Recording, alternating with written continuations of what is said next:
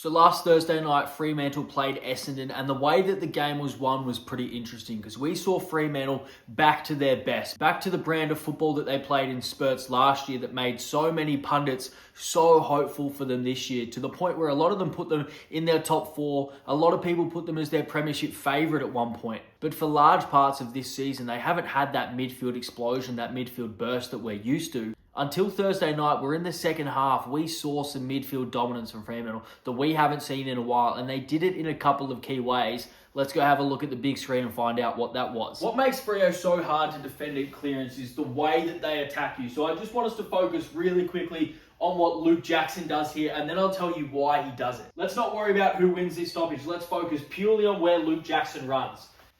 Just watch him, just watch him, just watch him. Did you see that? But this is where he makes the decision right here. He is hedging his bets that Freo is going to win this stoppage because he is often running forward. He's hedging his bets that he's going to get forward of the football here. So that if Caleb Serong gets that through, Luke Jackson is the one out the front of this stoppage. And why am I showing you that straight from the jump? It is to illustrate how many times Freo challenge you at the centre stoppage. And the first way that they do it is by lengthening the centre stoppage. And then Luke Jackson is a really attacking ruckman. As soon as that contest hits the ground, he is rushing forward, trying to get forward of the football, trying to spread out the distance and the area and the space that the opposition has to defend. And because he's so athletic, if he can get a 3 or 4 metre advantage on his ruck opponent, they're not going to be able to make up that distance, and he's going to get shots on goal with a forward handball out the front of that stoppage. It's not just Jackson that leaks out the front of stoppage.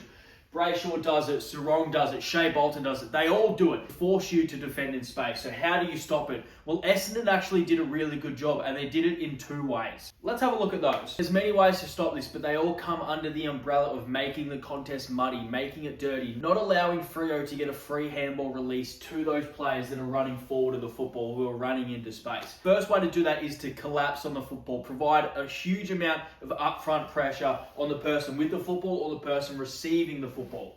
So in this example, Luke Jackson is going to leak out to the side to try and find some space. But what Caldwell does really well here is actually cut that option out. And then it is just all-out pressure at the person with the football, forcing this dirty, muddy. But Merritt does some really good job just to make this muddy, Peter Wright leaves his man and comes up to the person receiving the football, just to make this contest muddy, not allowing Freo to get any free space forward of the football. Here's another really good example of Essendon collapsing and closing that space really quickly. So Warner over here is going to do a really good job of creating the space right here for Freo to run into it. Usually a midfielder in centre field spot is so worried about Caleb Serong in this situation, he forgets that this is the space that he must defend. So again, Freo want to get some clean air, they want to get some really free-flowing football out the front of this stoppage. But watch what Setterfield does to close down that space, put some defensive pressure on. He understands where the open space is. He understands that Freo want to get out the front of this stoppage. So he does a really good job of understanding where he needs to be,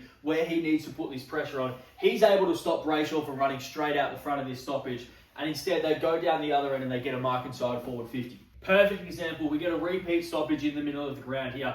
But look at the work that the Essendon midfielders do here just to make this stoppage as muddy, as gritty, as dirty as possible. Because look at the Fremantle midfielders here. Brayshaw, Serong and Jackson, all 3 of these midfielders are now ahead of the stoppage. And they're not looking to come back and get that football. They're trusting that one of the Fremantle teammates here is going to be able to get the football forward to them. So look at them all waiting, just waiting for this outlet handball to come out the front of this stoppage. And Essendon do a really good job of cutting that angle down really well. Now, Brayshaw is over the back by himself, but the Essendon pressure at the source of this football, at the contest right here, is really good. Just to muddle it, just to make it dirty, not allow Freo to get any clean possession out of this centre stoppage. And that's the first way to stop Freo's dominance coming out the front of centre stoppage, is just to make it muddy. It's to put pressure on the ball carrier and the outlet option, forcing the Freo midfielders to either beat the tackle or use some really precise handballing to get through the pressure of Essendon. There's another way to stop it, and Essendon did that early on as well. Here's a really simple way to stop them from getting their hands on the football first and being able to exit from stoppage out the front of the stoppage with some clean space and some clean air. And that's to get your hands on the football before they can get their hands on the football. So you can combat their offense with pure defense like we saw in that first example of them shutting down Freo's stoppage game. Or you can cut them down by offensively beating them. And that's what Setterfield does here. That's what That's what Caldwell's able to do. So Setterfield runs over the football, but he was the one that put that initial pressure on that forced Caleb Serong to become a defensive midfielder, even for just that split second. And that gave time for Caldwell to come here and get this body position right so that he's the one that has first access to that footy. Caleb Serong basically has to kick it out in midair and you get a free kick. Get to the football first, and Freo don't have the chance to use their precise handballing or to use their midfielders that run out the front of that contest really, really quickly. So here's just another great example. So look at the Hobbs versus Serong matchup here. Now, Hobbs is a great midfielder in his own right, pure midfielder. So a way to stop them from getting out the front of this stoppage and into clean air is to make them defend. Make Caleb Serong become a defensive midfielder, even for just a moment. So look at the bodywork that Hobbs does here to gain front position, to protect the space where this ball might come into. And as soon as that ball hits that ground, Hobbs has prime position on this football. Caleb Serong is forced in behind him because of the bodywork that Hobbs did early. Now he has first access to the footy, and Freo have to become defensive midfielders. It takes them out of the stoppage game that they like so well. You force them to defend, you get a free kick, and now you get to go forward. So those are the two ways, especially early in this first half, where they actually beat Fremantle at their own game, and that is getting those centre clearances. That is winning those stoppages, and also winning those stoppages well, where they were able to get clean exits out of those stoppages and those centre clearances. As I said earlier, one of the ways that Essendon tried to stop it was to put lots of pressure on the source of the football. The issue is when you commit numbers to putting that pressure on and you don't get it, you allow the outside runners to have so much more space because you're so focused on stopping where the ball is now, not where it's going to be. So this is a really good example of that exact thing. So I want you to focus on Brayshaw here, but then I want you to focus on the lack of pressure from the Bombers midfielders. So Brayshaw here straight away, as soon as this ball goes up, he's evaluating right now if Fremantle are going to win this stoppage. And when they do, bang, he just leaks straight out the front of this stoppage. Essendon allowed Caleb Serong too much space at that stoppage. They allowed them to get this clear handball out into the open space. Now look at the work. Look at the space that Caleb Serong has to use this football well. And look at Brayshaw, who we saw leak out the front of that stoppage with absolutely no one around him. So Freo go forward. They get this clean possession right here. And look who is the one that has the time and space with the football. Now the Essendon midfielders are on the back foot. Brayshaw has the easy option to just break this tackle and go forward and kick a goal. If you don't put that initial pressure on, you're going to allow them to use the player that leaked out the front of that stoppage exactly like they did here. And this only happens if that first initial wave of pressure doesn't come at the football. We're going to see Serong here get the outlet handball to the back.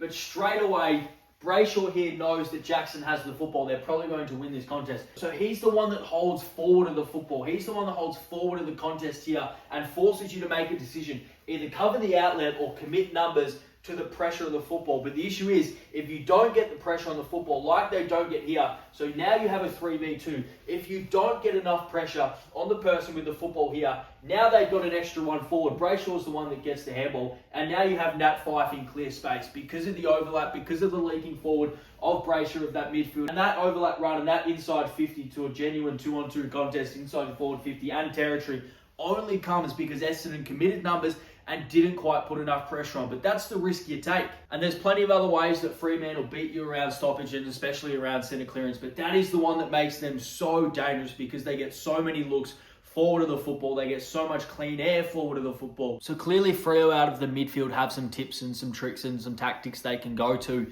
that makes them pretty hard to stop. And if you mix that with the ball movement profile that they showed on Thursday night, a ball movement profile that is exciting, that's a little bit more fast paced, it allows players like Josh Tracy and Pat Voss and Shea Bolton forward of the footy genuine one-on-one opportunities. They are going to be able to kick a pretty big score. And then off the back of that, defensively, we know how good they've been. So if they can put this all together, now we're looking at the premiership team that a lot of people thought we had coming into the season. But as usual, if you like this style of football video, this breakdown, these tactics, these things like that, these more in-depth discussions, feel free to subscribe. And also let me know if you have any plays, players, tactics, defensive structures, whatever you want to talk about, history lessons if you want, whatever you want to talk about, put it down in the comments and I will be sure to look into it and make a video on it in the future. With that said, I'll see you tomorrow. Cheers.